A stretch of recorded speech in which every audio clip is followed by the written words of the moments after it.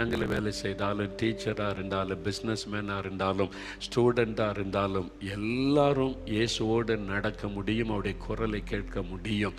முதல்ல நீங்கள் அதை அறிந்து கொள்ளணும். எல்லோரோடும் ஆண்டவர் பேச விரும்புகிறார், ஆயத்தமாக இருக்கிறார்.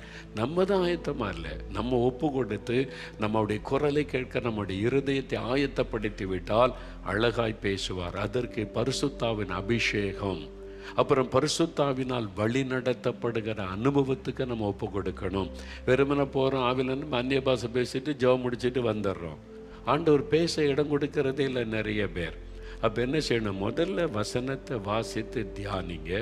அப்புறம் அந்த வசனத்தை வைத்து நல்லா ஜெபிங்க.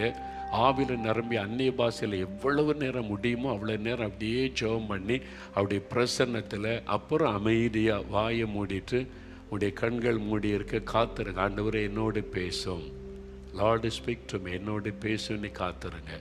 கொஞ்ச நேரம் அமர்ந்துருங்க. டக்குன்னு வந்துடாருங்க. கொஞ்ச நேரம் அமர்ந்துருங்க. அப்போ நீங்கள் அமர்ந்திருக்கும் ஒரு ஆவியானவர் உங்களுடைய ஆவியில் பேசுவதை தெளிவாய் கேட்க முடியும்.